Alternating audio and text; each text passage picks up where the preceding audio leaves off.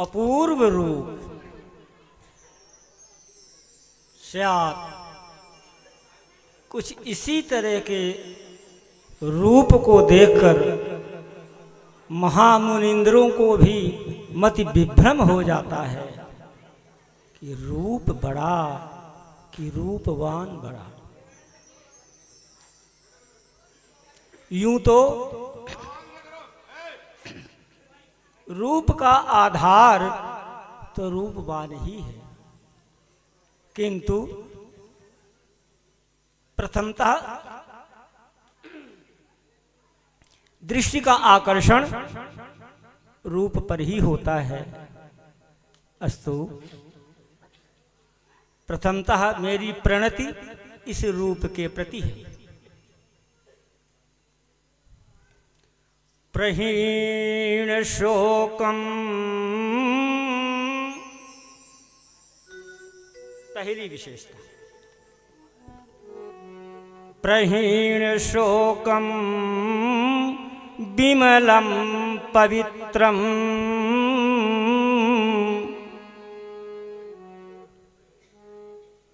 एक तो यह रूप की विशेषता यह होती है कि दर्शक जो जीव मात्र हैं, उन दर्शन करने मात्र से उनके समस्त शोकों का शमन हो जाता है। तो प्रहीण शोकम विमलम और पवित्रम। दूसरी विशेषता कि कितना भी कुटिल से कुटिल जीव हो, दर्शन मात्र से उसकी सारी की सारी जन्म जन्मांतरों की कुटिलता दूर हो जाती है। तो प्रहीण शोकम विमलम और पवित्रम, जन्म जन्मांतरों के पाप दर्शन मात्र करते ही दूर हो जाते हो, निर्मल हो जाता है, पवित्र हो जाता है। और चौथी विशेषता, तो प्रहीण शोकम विमलम पवित्रम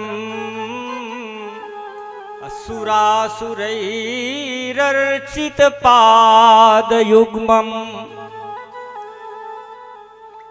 तो सुकोमलम देवी विशाल शुभ्रम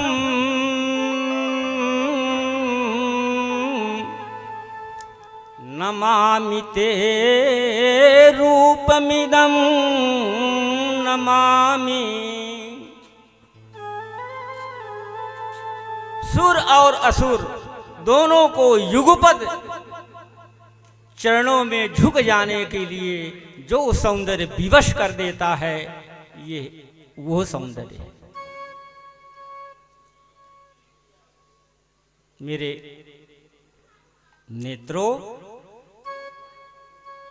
तुम में यह तो सामर्थ्य नहीं है कि तुम इस सौंदर्य को आत्मसात कर सको।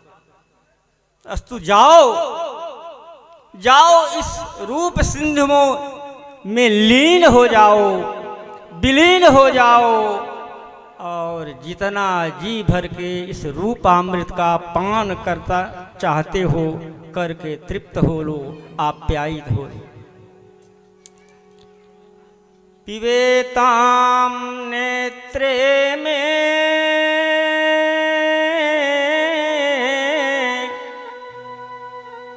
त्रिपुर सुभगम चंद्र बदनम। ये त्रैलोक्य का छना छनाया रूप है। कहने को तो कहना पड़ता है कि चंद्र बदनम, पर ललाटे श्रीखंडम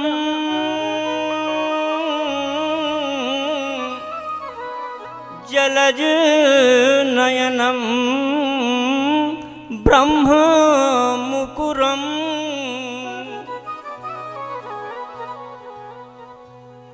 ये कहने को तो चंद्रवदन है, किंतु अब चंद्र तो रूप का एक प्रतीक बन गया है, तो कहने का तो यही है, लेकिन चंद्र में वो ब्रह्म की आभा कहाँ?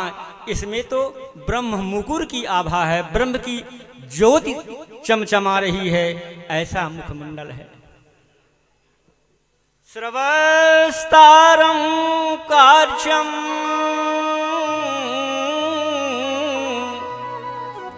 भृगुटी रुचिरम कुंद दसनम कपोल श्री पांडुम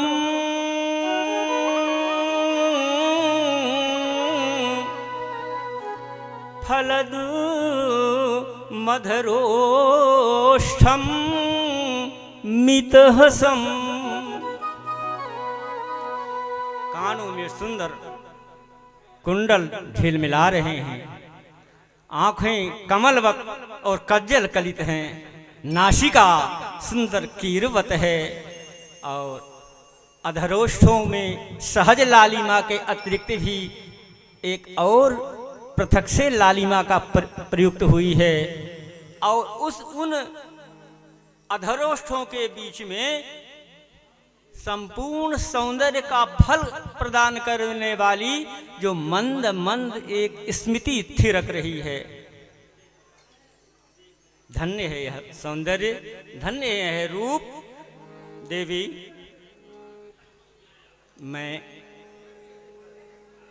चाहता हूं कि मेरे नेत्र तो आपके दर्शन से कृतकृत हो गए, आप्यायित हो गए, धन्य हो गए, किंतु मेरे दोनों श्रवण अभी भी आपके मंजुल सुंदर मुखारविंद से निश्चित शब्दों का श्रवण करने के लिए लालायित हो रहे हैं। क्या इन पर कृपा नहीं होगी? मेरा निवेदन है कि कुछ शब्दों का प्रयोग करके, केवल आप अपना नाम बता करके, अपना धाम बता करके, यहाँ आने का उद्देश्य बता करके इन्हें धन्य करने की कृपा करें। सुनी बचन सयानी मन मुसुकानी, आनंद देन बिचारी, कही कथा सुनाई पूर्व की भाई, पितृ स्नेह सम्हारी।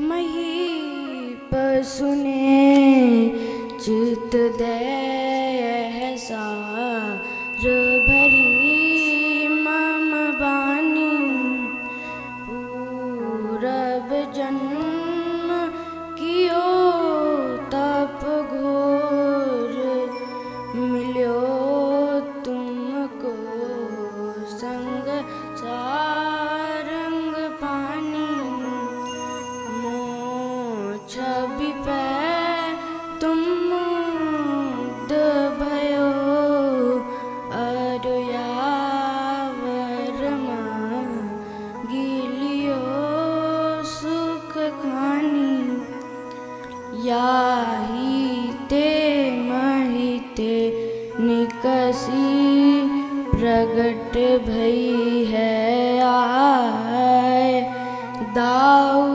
कन्या जानी मोही, लालिय सरल सुभाय। हे मिथिलेश जी महाराज, आप ध्यान लगाकर मेरी बातों को सुने। पूर्व जन्म में आपने घोर तप किया था, आपकी तपस्या से प्रसन्न होकर मैंने श्री राम जी के सहित आपको दर्शन दिया था।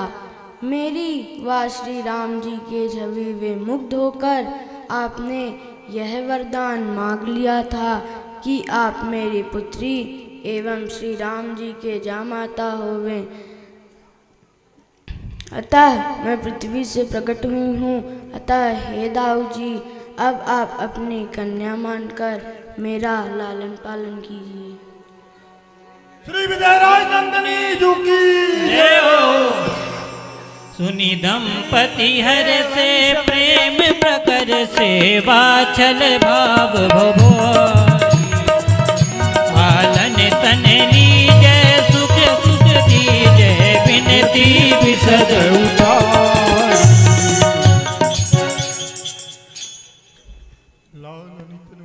अभी तक जो एक ऐश्वर्य की महनीयता मेरे तन मन प्राण में बस चुकी थी, आपके एक संबोधन ने, दाऊ इति, यह जो संबोधन है, इस संबोधन ने आपके सारे ऐश्वर्य को कहीं उड़ा दिया और हृदय में एक मन स्निग्ध मुग्ध वात्सल्य की सरिता उद्वेलित हो रही है। मैं आपके अनुग्रह को किन शब्दों में निवेदित करूं, ये भी इसकी भी मैं आवश्यकता नहीं समझता। बस अब तो एक ही आकांक्षा है और शायद वो भी आपको भी अभीष्ट है कि आप छोटी सी नवजात बालिका बन के मेरी गोद में किलोल करें और ये सारा मिथिला महिमंडल आपके प्रादुर्भाव जन्मोत्सव महोत्सव में निमग्न हो जाए।